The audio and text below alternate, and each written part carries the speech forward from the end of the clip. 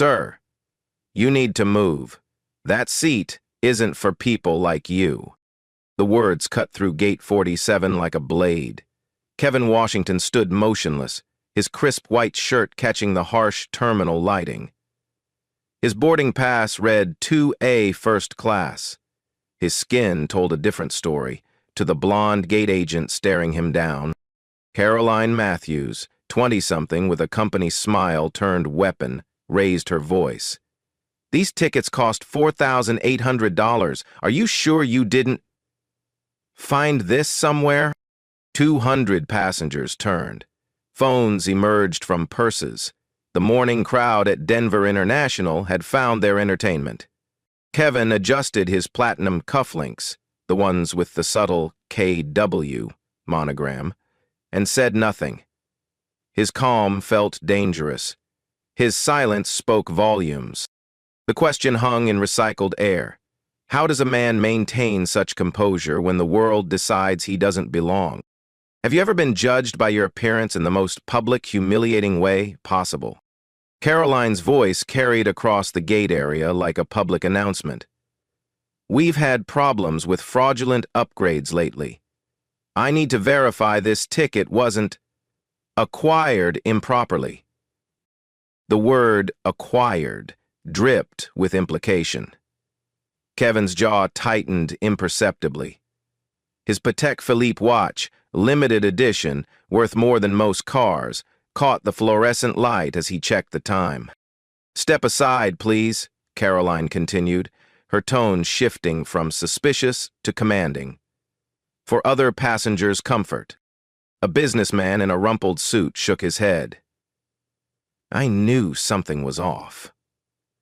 His wife nodded agreement. Their son, maybe 8 years old, stared openly at Kevin with the brutal honesty of childhood curiosity. Kevin's phone buzzed. The screen showed, "Board meeting, 2 p.m. Urgent." He declined the call without looking up.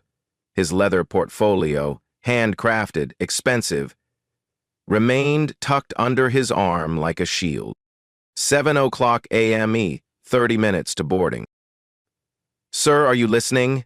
Caroline's patience evaporated. "I asked you a question." Kevin's voice came low, measured. "I heard you." Then you'll understand why I need to see additional identification. Credit cards. Proof of purchase.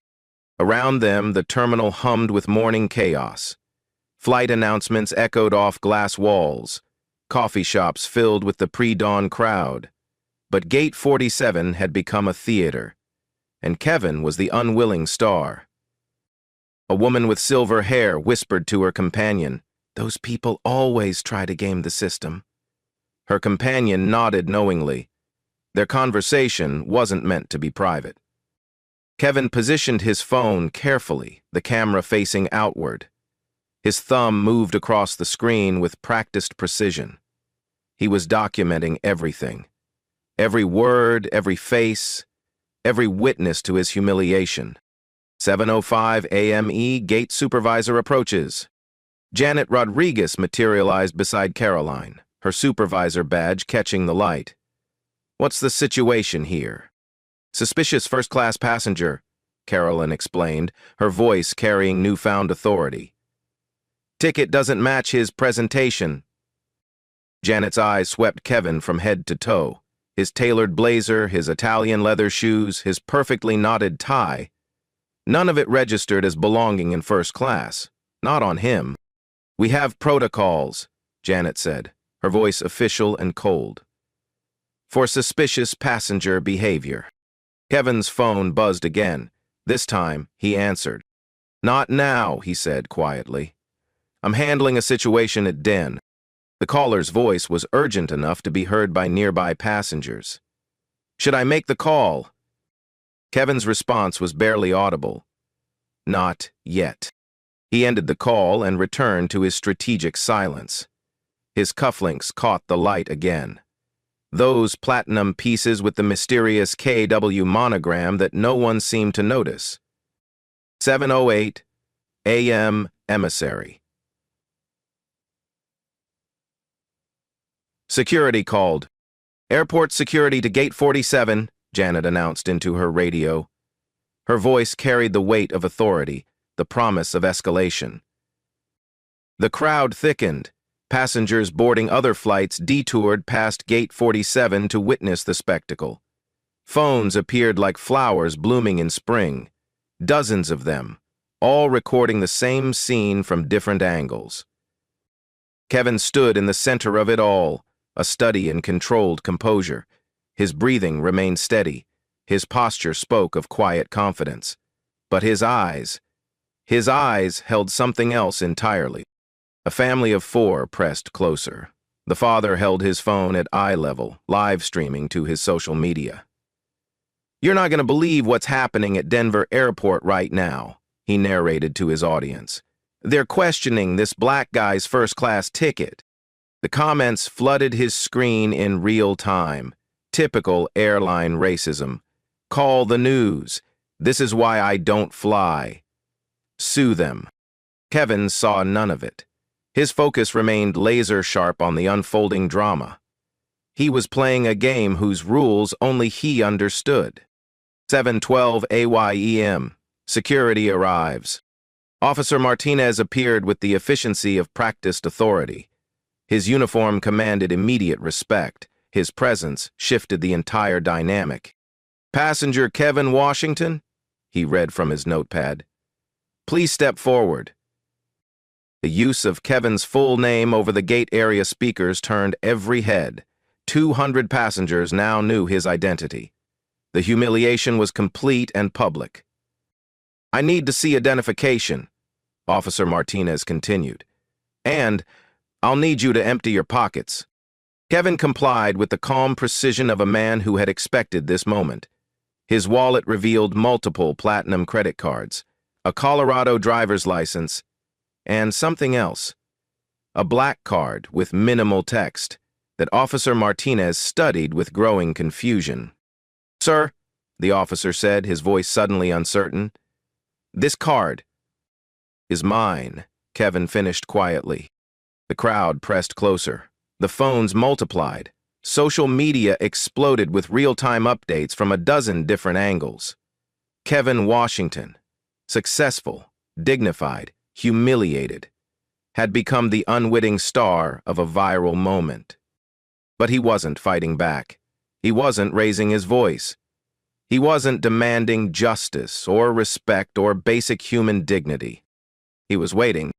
7:15 AEM minus final boarding call in 15 minutes. "Ladies and gentlemen," the gate agent announced, "we'll begin boarding first-class passengers shortly." 3 white passengers approached the gate with their boarding passes. No one asked for additional identification. No one questioned their right to be there. No one demanded proof of purchase. Kevin watched it all with the quiet intensity of a man collecting evidence. His phone buzzed one final time. He glanced at the screen, then typed a single message: "Execute Protocol 7. The response came immediately. "Confirmed. Standing by." Kevin slipped the phone into his pocket and adjusted his cufflinks one last time. Those platinum pieces with the KW monogram, the detail everyone kept missing, caught the light like a signal. In 15 minutes, everything would change. 7:15 AAME. Final boarding call in 15 minutes. The gate area buzzed with electric tension. Kevin Washington stood at the center of a growing storm, his composure unshakable despite the chaos swirling around him. Officer Martinez studied the mysterious black card again, his confusion deepening. "Sir, I've never seen credentials like this. What exactly—" "It's legitimate," Kevin interrupted gently. His voice carried no anger, no frustration, just quiet certainty. Caroline stepped forward, her authority bolstered by the crowd's attention. "Officer, we can't let suspicious passengers board based on fancy cards. Anyone can get those made online." The live-streaming father adjusted his phone angle, narrating to his growing audience. "The security guard looks confused, guys. This is getting intense. The airline staff is really pushing this." Comments flooded his screen faster than he could read them. His viewer count climbed past 5,000 and kept rising. 718 AYEM. Management escalation. Janet Rodriguez's radio crackled. Supervisor Rodriguez, we have Regional Manager Thompson en route to Gate 47. The announcement sent ripples through the crowd. Regional Manager meant corporate authority. This was escalating beyond simple gate agent discrimination into something bigger. Kevin's phone vibrated with a text message. He glanced at the screen. Protocol 7 ready. Awaiting your signal. He typed back, not yet. Let it build. A businesswoman in designer clothing approached Officer Martinez. Excuse me, but I'm also first class. Do you need to see my identification? The officer looked embarrassed. Ma'am, that won't be necessary. Why not? She pressed. If you're checking everyone's credentials. We're not checking everyone, Caroline interjected quickly. Just specific situations. The woman's eyebrows rose. Specific how? The question hung in the air like smoke. No one answered. 722 AYEM Management Manager arrives. AY. David Thompson appeared with the stride of corporate authority. His expensive suit and no-nonsense demeanor commanded immediate attention. At 45, he carried himself like a man who solved problems with decisive action. What's the situation? He demanded. Caroline launched into her explanation with renewed confidence. Suspicious first-class passenger. Ticket authenticity questionable. Refusing to provide adequate verification. Thompson's eyes assessed Kevin with the cold efficiency of corporate risk management. Sir, I'm Regional Manager Thompson. I need to resolve this quickly. We have a schedule to maintain. Kevin's response was measured, calm. I understand your position. Good. Then you'll understand why I need to see proof of purchase for this ticket. Credit card statements, receipt, anything that validates this transaction. The crowd pressed closer. The phones multiplied. Social media exploded with real-time updates from a dozen different angles. Kevin reached into his leather portfolio. The movement was deliberate, almost ceremonial. Every eye in the gate area focused on his hands. 725 AYEM, the documentation moment. Here's what you need, Kevin said, producing a folder. Thompson opened it, expecting to find ticket receipts or credit card statements. Instead, he found something that made his face drain of color. This is... Thompson's voice caught. This can't be right. It's right, Kevin confirmed, quietly. Officer Martinez leaned closer to see the documents. His eyes widened. Sir, I think there's been a misunderstanding. No misunderstanding, Kevin said. This is exactly what I expected to happen. Caroline grabbed the folder from Thompson's hands. Her confident expression crumbled as she read. Oh my God. Oh my God. The live-streaming father caught her reaction on camera. Something just happened, guys. The airline people look like they've seen a ghost. 728. IEMM. The power shift. Thompson's corporate composure shattered. Mr. Washington, I had no idea. If I had known... You had no idea because you didn't need to know, Kevin interrupted. You made assumptions based on what you saw, not what you knew. Janet Rodriguez grabbed the folder next. Her hands shook as she read, This is impossible. This has to be fake. Call the corporate office, Kevin suggested calmly. Ask them about Kevin Washington. Ask them about the 2 p.m. board meeting. Ask them about Protocol 7. The crowd sensed the shift in power dynamics. Phones captured every moment as airline authority figures scrambled to understand what they were facing. Caroline's voice came out as a whisper. We need to call this in, right now. 7:30 AIEMM, the corporate call. Thompson's phone call was brief but devastating. His side of the conversation was overheard by dozens of passengers. Yes, I need to verify. Kevin Washington. Yes, I'll hold. What? Are you sure? When? Oh, God. Oh. He ended the call and looked at Kevin with something approaching terror. Sir, I need to speak with you privately. No, Kevin said firmly. Nothing private. Everything public. Everything documented. The live streaming father's viewer count passed 10,000. Comments exploded across social media platforms. The story was spreading beyond the gate area, beyond the airport, beyond Denver. Mr. Washington, Thompson began, his voice now respectful, almost pleading. There's been a terrible mistake. No mistake, Kevin replied. This is exactly what I was documenting. 7:32 IEM AM. The revelation builds. Officer Martinez stepped forward. Sir, I need to apologize. I didn't know. You didn't know because you didn't ask, Kevin interrupted. You assumed. You profiled. You humiliated. All while the cameras were rolling. The crowd was silent now, sensing something massive was about to unfold. The phones remained focused on Kevin, but the energy had shifted completely. Caroline made one last desperate attempt to salvage the situation. If there's been a misunderstanding, we can resolve this quietly. No need for complication. Kevin's smile was cold and precise. Too late for quiet. This is public now. All of it. He pulled out his phone and sent a single text. Execute Protocol 7. Full deployment. The response came immediately. Confirmed. All systems active. 7:35 a.m. The final escalation. Thompson's phone rang. He answered with shaking hands. Yes? Right now? All of them? But that's...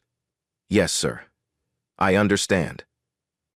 He ended the call and looked at Kevin with complete defeat.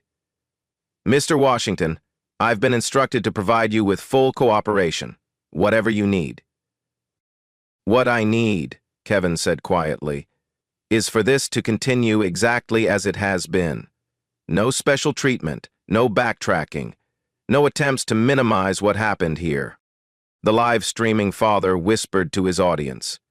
Something major is about to go down. This guy isn't just another passenger. He's somebody important.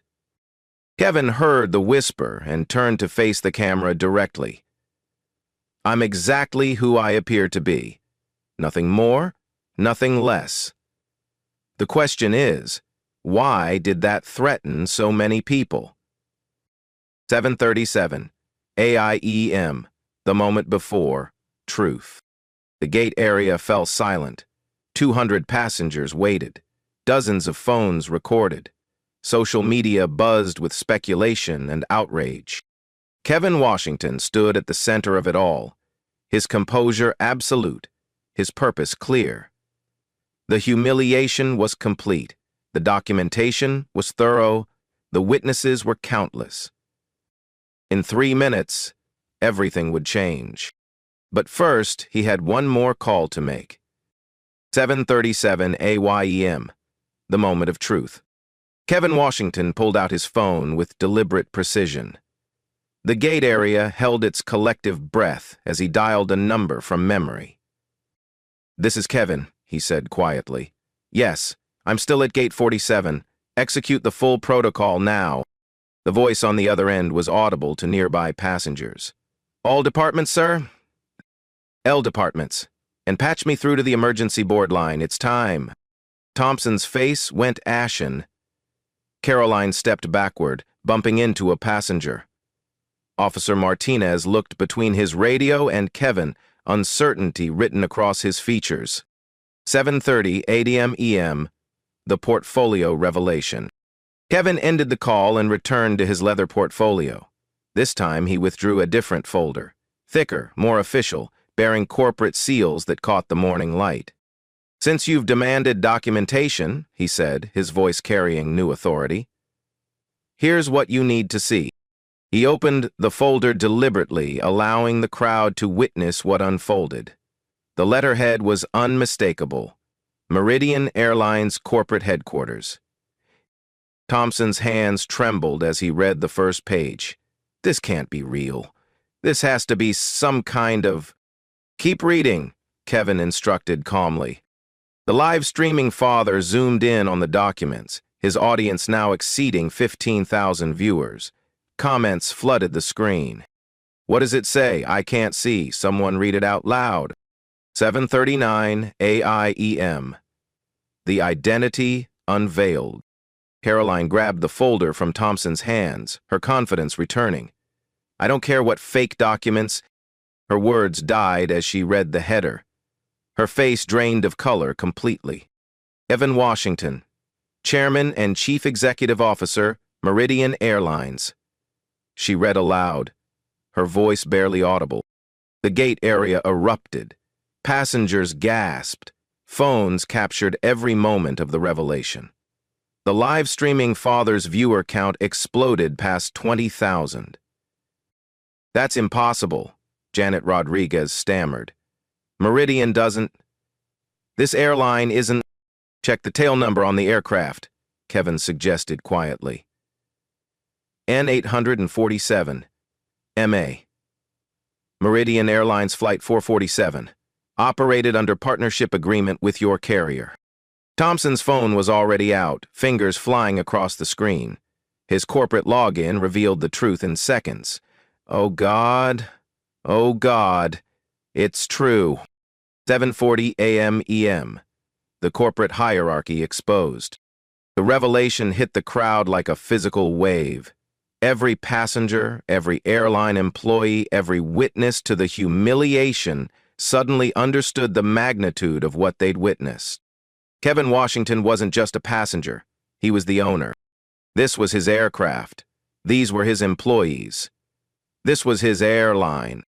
And they had just spent 43 minutes publicly humiliating their own CEO. Officer Martinez stepped forward, his authority evaporating. Sir, I had no idea. If I had known... You had no idea because you didn't need to know, Kevin replied. You made your judgments based on my appearance, not my identity. The live streaming father's narration became frantic. Holy shit, guys. Holy shit. This black man they've been harassing? He owns the airline. He's the CEO. Comments exploded across every social media platform. Lawsuit incoming. They are all fired. This is insane. Best plot twist ever. Manson's arrest took place in jail. 7:41 a.m. The strategic revelation. Kevin's phone buzzed with an incoming call. He answered on speaker, his voice carrying across the silent gate area. Kevin, it's Sarah from legal. We've been monitoring the situation. How do you want to proceed? Full documentation protocol, Kevin replied calmly. Every witness statement, every video, every piece of evidence. I want complete records of this incident. Already in progress. We have 17 different camera angles from passenger phones plus airport security footage. The live stream has been archived. Caroline's knees buckled. She gripped the counter for support. This isn't happening. This can't be happening. It's happening, Kevin confirmed. And it's being documented by thousands of witnesses.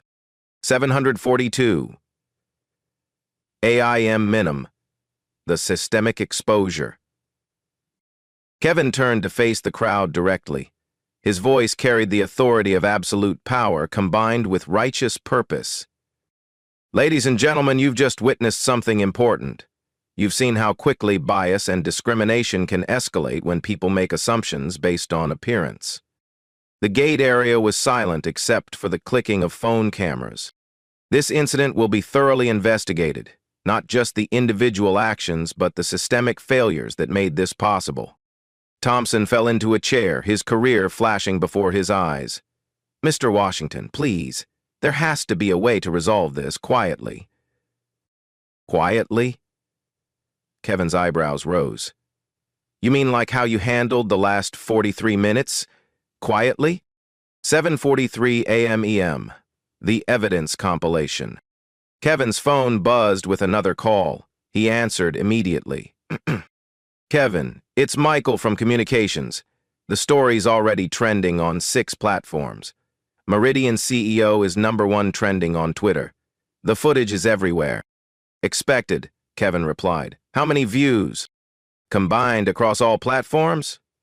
Over 2 million and climbing. This is going global. Caroline began crying. Not tears of remorse, but tears of self-preservation. I didn't know. I was just doing my job. Your job, Kevin said quietly, was to treat passengers with dignity and respect. Your job was to check tickets, not judge worthiness. 7:44 a.m.e. The retained secret. Kevin looked at his watch, that expensive Patek Philippe that no one had bothered to notice. I have a board meeting in 6 hours. But first, I need to make one more call. He dialed a number, putting the phone on speaker again. This is Kevin. Initiate Code Red protocol. I want every department head in Conference Room A in exactly 4 hours. Code Red confirmed, came the response. All senior management will be present. Good. And patch me through to the Federal Aviation Administration liaison. We need to discuss some regulatory compliance issues. Thompson's face went gray. FAA? Mr. Washington, surely we can handle this internally. Can we? Kevin asked. Because from where I'm standing, this looks like a systemic failure that requires federal oversight. 7:45 a.m. The power revelation. The crowd pressed closer as Kevin continued his methodical demolition of the airline's authority structure. You see, he explained to the captivated audience, this isn't just about one incident. This is about a pattern of behavior that's been documented and reported multiple times. He pulled out his phone and scrolled through files. Gate Agent Matthews has 17 formal complaints filed against her in the past 18 months, all involving passengers of color, all dismissed by management. Caroline's crying intensified. Those complaints were unfounded. I was just following procedures. Procedures that I never authorized, Kevin replied. Procedures that violate federal anti-discrimination laws. 7:46 a.m. Eastern. The ultimate reveal. Kevin's phone rang one final time. He answered with the calm of a man who had orchestrated every moment of this encounter. Kevin, it's the board secretary. Emergency session is confirmed. All members are standing by. Good. And Sarah? Yes, sir? Make sure the press office is ready. We'll be issuing a statement within the hour. The live streaming father's audience had exploded to over 50,000 viewers. His narration was breathless. This is the most insane thing I've ever witnessed. The CEO of the airline was discriminated against by his own employees, and now he's systematically destroying their careers in real time. 7:47 a.m. The final power play. Kevin closed his portfolio and adjusted his cufflinks one last time. Those platinum pieces with the KW monogram, Kevin Washington, finally made sense to everyone watching. Ladies and gentlemen, he addressed the crowd, you've participated in something historic today. You've documented institutional racism in real time. You've provided evidence that will create lasting change. He turned to Thompson, Caroline, and the assembled airline staff. You have 1 hour to prepare your statements. Legal will be in touch shortly. The power dynamic had shifted completely. The man they'd humiliated now held absolute authority over their futures. But Kevin Washington wasn't finished. As he walked toward the first-class boarding line, where he had always belonged, he made one final call. This is Kevin. Execute the full corporate review. I want every customer service interaction from the past 6 months analyzed. Every complaint, every incident, every moment where someone might have felt what I felt today. Understood, sir. Full systemic audit? Full systemic audit. And schedule a press conference for this afternoon. It's time the world knew what really happened at Gate 47. Please read this section and let me know if you'd like any adjustments before we continue to Part 5, 2:00 p.m. Meridian Airlines corporate headquarters, conference room A. The mahogany table stretched like a battlefield. 17 executives sat in leather chairs, their faces grave. Kevin Washington entered with the measured pace of absolute authority, his white shirt now replaced with a charcoal suit that commanded respect. "Ladies and gentlemen," he began, "6 hours ago I was publicly humiliated by our own employees. Today, we address the systemic failures that made that possible." The room was silent except for the hum of recording equipment. Everything would be documented. 2:02 p.m. The evidence presentation. Kevin activated the wall-mounted display. The first image was devastating. Caroline Matthews pointing at him, her face twisted with contempt, while dozens of passengers recorded the encounter. "This is how your employees treat your CEO," he said quietly. "But more importantly, this is how they treat passengers who look like me." The next slide showed statistics that made executives shift uncomfortably. 847 discrimination complaints filed in 18 months. 67% involving passengers of color. 23% increase in bias incidents, year over year. Only 12% of complaints resulted in disciplinary action. "These numbers represent system failure," Kevin continued, "not individual mistakes. System failure." CFO Margaret Chen raised her hand tentatively. "Kevin, the financial implications of this incident are massive," he finished. "Let me show you exactly how massive." 2:05 p.m. The financial devastation. Can you trace every event for... The next slide made the room gasp collectively. Projected financial impact. Federal discrimination lawsuit exposure, $847 million, 0 cents. Class action potential, $1,200 million, 0 cents. 18% decline. Annual revenue at risk, $340 million, 0 cents. Regulatory fines, probable sales bond, $67 million, 0 cents. This morning's incident has been viewed 4.2 million times across social media platforms, Kevin continued. The hashtag #MeridianCO is trending in 43 countries. Operations Chief David Morrison leaned forward. "Kevin, we can issue an apology, implement immediate training. This doesn't have to destroy the company." Kevin's response was ice cold. "David, how many times have we issued apologies? How many training programs have we implemented? How many promises have we made?" He clicked to the next slide, a timeline of previous incidents, each accompanied by corporate promises of change that never materialized. 2:08 p.m.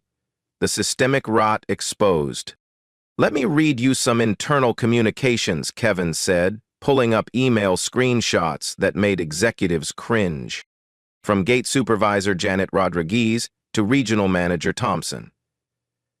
"Need to watch these upgrade passengers more carefully. You know the type." From Caroline Matthews to colleague. "Another suspicious first class. I swear they're getting bolder with these scams." From training director Lisa Park. "Discrimination training can be reduced to online modules. Most gate agents won't need the full program." The room was deadly quiet. Legal counsel Sarah Mitchell spoke first. "Kevin, these communications create massive liability. If they're discovered in litigation..." "They've already been discovered," Kevin replied, "by our own investigation. Every email, every text, every casual conversation that created this culture of bias." 2:12 p.m. The ultimatum. Kevin stood at the head of the table, his presence commanding absolute attention. "Here's what's going to happen. Today. Not tomorrow, not next week. Today." The executives leaned forward, knowing their careers hung in the balance. First, Caroline Matthews, Janet Rodriguez, and David Thompson are terminated immediately. Full termination, no severance, permanent industry blacklisting. Kevin? HR Director Patricia Williams interjected. The legal ramifications of immediate termination without are minimal compared to keeping employees who create federal liability, Kevin cut her off. They're gone, non-negotiable. 2:15 p.m. The corporate overhaul. Kevin clicked to his reform presentation, each slide more comprehensive than the last.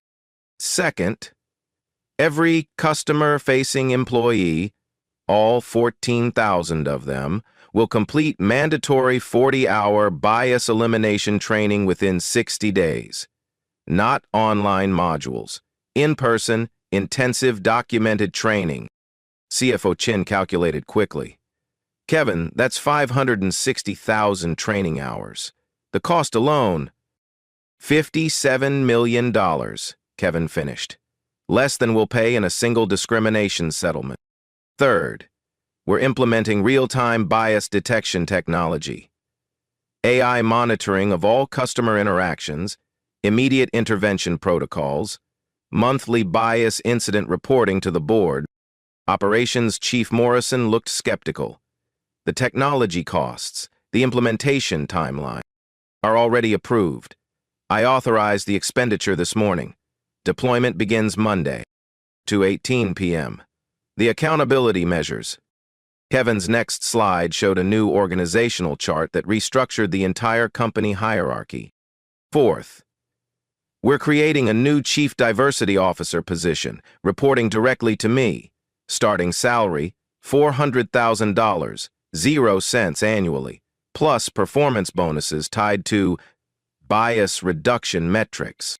Fifth, executive compensation is now tied to discrimination metrics. Every senior manager's bonus will be reduced by 10% for each substantiated bias complaint in their department. The executives exchanged worried glances. Their personal wealth was now directly connected to treating customers with dignity. Sixth, monthly all-hands meetings where bias incidents are discussed openly. No more internal cover-ups, no more quiet dismissals, no more protecting employees who damage our reputation. 2:22 p.m. The legal framework. Legal counsel Sarah Mitchell pulled up federal regulations on her tablet. Kevin, we need to discuss compliance requirements. The FAA has specific guidelines about discrimination reporting. Already handled, Kevin replied. I spoke with FAA Administrator Patricia Johnson an hour ago. We're implementing voluntary enhanced reporting that exceeds federal requirements. What does that mean? She asked nervously. It means every bias incident gets reported to federal authorities within 24 hours. Every complaint, every investigation, every resolution. Complete transparency. The room absorbed the magnitude of this commitment. No other airline in the industry maintains such stringent self-reporting standards. 2:25 p.m. The industry precedent. Kevin activated the conference room's video connection. I've invited some observers to this meeting. 3 screens came alive, showing executives from competing airlines who had been watching the morning's incident unfold across social media. Ladies and gentlemen, meet the leadership teams from United, Delta, and American Airlines. They're here because what happened today affects the entire industry. United's CEO spoke first. Kevin, the video this morning was disturbing, but industry-wide changes based on one incident. Your incentive? Kevin's voice carried dangerous quiet. Sarah, show them the compilation. Legal counsel Mitchell activated a presentation showing discrimination incidents across all major carriers over the past 2 years. The evidence was overwhelming and systemic. This isn't one incident, Kevin continued. This is an industry crisis that I'm going to solve, starting with my own company. 2:28 p.m. The competitive advantage. Here's what you don't understand. Kevin addressed both his executives and the competing airline leaders. Dignity isn't just moral imperative, it's competitive advantage. He clicked to market research data that made everyone lean forward. 73% of travelers avoid airlines with discrimination controversies. $2,400,000,000, 0 cents in annual revenue lost to bias boycotts. 89% of passengers willing to pay premium for guaranteed dignity service. Millennials and Gen Z travelers most likely to change carriers over discrimination issues. While you're defending bias, I'm going to market dignity. While you're minimizing incidents, I'm going to eliminate them. While you're protecting problem employees, I'm going to attract the best talent in the industry. 2:30 p.m., the final ultimatum. Kevin stood and addressed his executive team with the authority of absolute power. You have 48 hours to decide if you want to be part of this transformation or obstacles to it. Anyone who questions these changes, delays implementation, or attempts to minimize this incident will be replaced immediately. The choice is simple: lead this change or be replaced by people who will. He gathered his materials and walked toward the door, then paused. Final thought. This morning, I was humiliated by my own employees in front of millions of witnesses. But I'm not doing this for revenge. I'm doing this because no passenger ever again should feel what I felt at Gate 47. The meeting is adjourned. Implementation begins immediately. Please read this section and let me know if you'd like any adjustments before we continue to Part 6. 3:30 p.m. The terminations. Caroline Matthews sat in HR Director Patricia Williams' office. Her airline badge and access cards spread across the desk like evidence of a life dismantled. Effective immediately, your employment with Meridian Airlines is terminated, Williams read from the official document. For cause: violation of company anti-discrimination policies, creation of hostile environment, and conduct detrimental to corporate reputation. Caroline's voice was barely a whisper. I have a mortgage, student loans. I can't just... Your actions this morning have been viewed 6.7 million times, Williams continued. The company cannot retain employees who create federal liability and public relations disasters. The termination letter was comprehensive and devastating. No severance pay, no references, no possibility of rehire within the airline industry. Janet Rodriguez received identical treatment 30 minutes later. David Thompson's termination meeting lasted longer due to his seniority, but the outcome was identical. 3 careers ended in a single afternoon. 4:15 p.m., the public announcement. Kevin Washington stood before a packed press conference at Denver International Airport. Reporters from CNN, NBC, ABC, and international outlets filled the room. Camera crews jostled for position. This morning, I experienced discrimination that no passenger should ever face, he began. But I'm not here to discuss my personal experience. I'm here to announce systemic changes that will prevent this from happening to anyone else. He outlined the comprehensive reform package with precision. Effective immediately, Meridian Airlines is implementing the most aggressive anti-discrimination program in aviation history. $57 million in bias elimination training, real-time AI monitoring of customer interactions, executive compensation tied to dignity metrics. A reporter from the Washington Post raised her hand. Mr. Washington, critics might say you're overreacting to a single incident. Ma'am, let me show you why this isn't overreaction. It's overdue. 4:20 p.m. The data revelation. Kevin activated the presentation screen behind him. The statistics were devastating. 847 discrimination complaints filed against Meridian in 18 months. 1,247 complaints filed against all major carriers combined. Average resolution time, 147 days. Percentage resulting in meaningful change, 7%. These numbers represent systematic failure across the entire industry, Kevin continued. Today, that changes. A CNN reporter leaned forward. What makes you think your reforms will succeed where others have failed? Because I experienced the problem firsthand, because I documented it thoroughly, and because I have absolute authority to implement solutions immediately. 4:25 p.m. The technology solution. Kevin introduced Dr. Sarah Kim, MIT professor of artificial intelligence and the newly appointed Chief Technology Officer for bias detection. Dr. Kim has developed real-time monitoring systems that identify discriminatory language and behavior as it occurs, Kevin explained. Every customer interaction will be analyzed for bias indicators. Immediate intervention protocols activate when problems are detected. Dr. Kim demonstrated the system live. The AI analyzes vocal patterns, word choices, body language, captured by security cameras, and passenger feedback in real time. Supervisors receive alerts within seconds of potential bias incidents. A reporter from Reuters asked, "What about privacy concerns? Employee monitoring?" "Employees who treat customers with dignity have nothing to fear from monitoring," Kevin replied. "Employees who discriminate should fear immediate termination."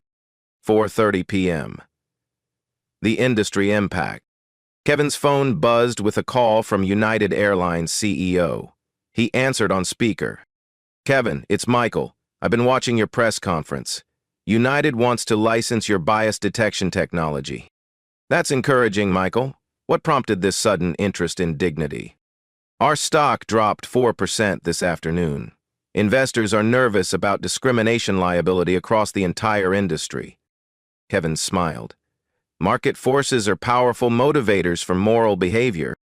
Delta's CEO called minutes later with a similar request. Then American Airlines. The entire industry was scrambling to avoid being left behind in the dignity revolution. 4:35 p.m. The employee response. Kevin's phone displayed real-time employee feedback from Meridian's internal communications system. From pilot Maria Santos. "Finally, leadership that matches our values." From gate agent Jerome Williams. "Proud to work for a company that takes discrimination seriously." From flight attendant Lisa Chen. "This is why I chose Meridian. Thank you for protecting all of us." Not every response was positive. Some employees questioned the overreaction and worried about excessive monitoring. Those responses were noted and flagged for additional training. 4:40 p.m. The passenger impact. The live streaming father from Gate 47, Marcus Johnson, joined the press conference via video link. His morning footage had sparked the global conversation.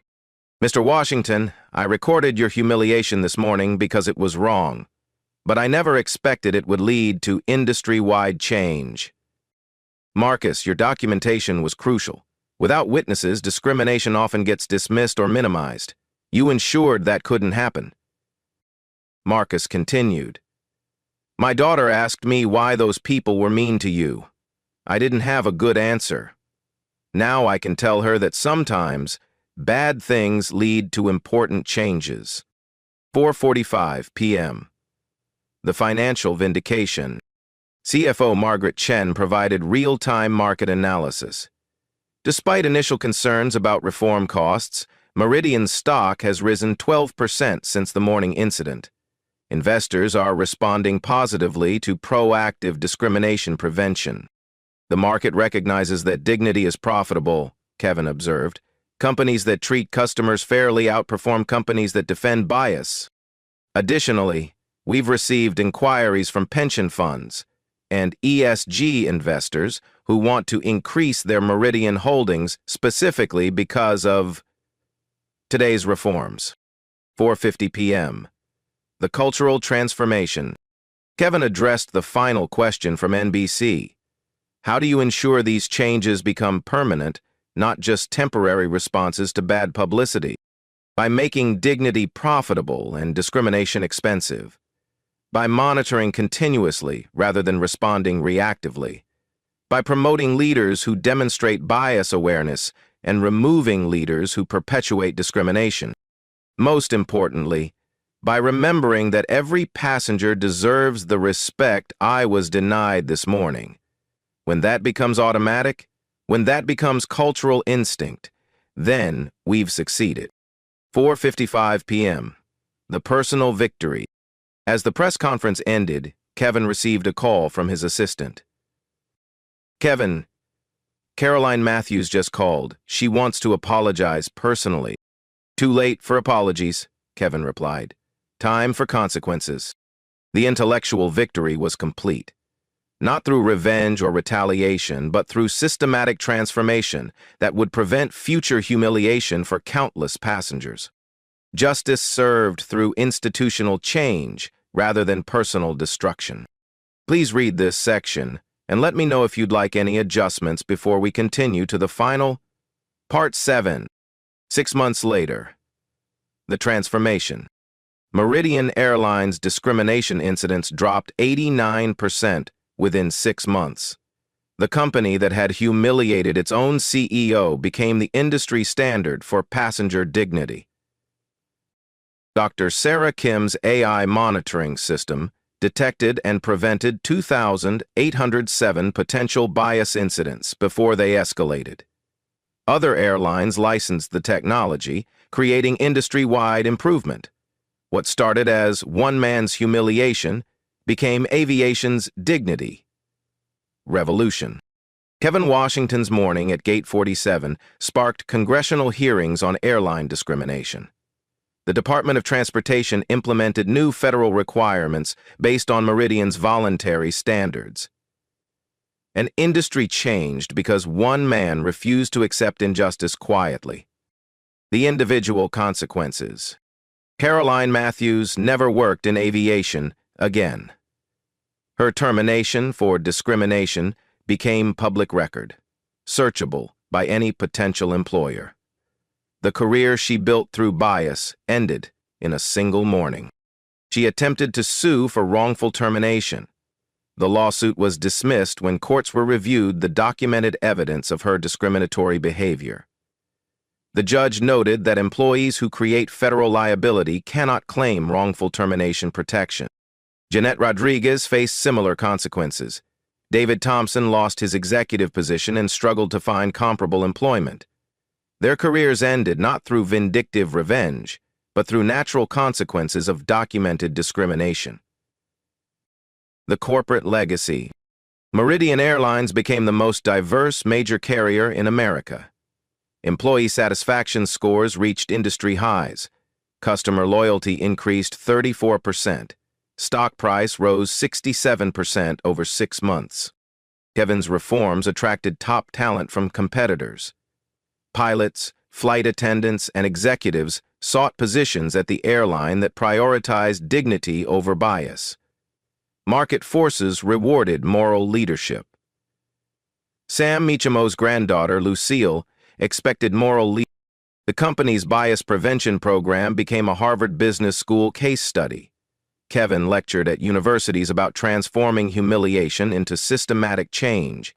His story inspired leaders across industries to examine their own discriminatory practices. The social impact.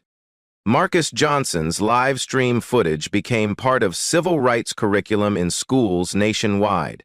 Students studied how modern technology documents discrimination and creates accountability. The hashtag Meridian CEO evolved into Dignity First, a movement encouraging passengers to document and report bias incidents across all service industries. Hotels, restaurants, and retail chains implemented similar monitoring systems. Kevin received the NAACP Corporate Leadership Award for advancing civil rights through business transformation. The ceremony honored not his individual success, but his systematic approach to eliminating institutional bias. The personal growth. Kevin Washington transformed from victim to catalyst. His quiet power during humiliation became legendary leadership during transformation. He proved that true strength lies not in avoiding discrimination, but in using it to create lasting change. The platinum cufflinks with KW monogram, overlooked during his humiliation, became symbols of hidden strength. Kevin wore them to every board meeting, every press conference, every moment when quiet dignity needed to speak louder than anger. His morning at Gate 47 taught America that assumptions about appearance create real consequences. His afternoon in the boardroom taught corporate America that bias is expensive and dignity is profitable. The continuing mission.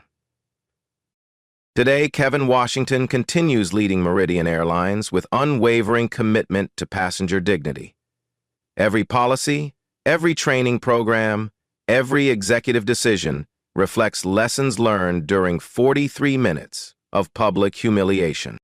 The company's motto, adopted after the incident, reads simply, "Every passenger deserves respect."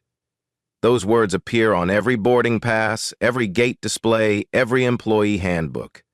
They serve as permanent reminders that dignity cannot be assumed, it must be actively protected. Your voice matters. Have you witnessed discrimination that needs addressing? Share your story in the comments below. Your voice matters in creating change. Document injustice when you see it. Speak up when others stay silent. Demand dignity when systems fail.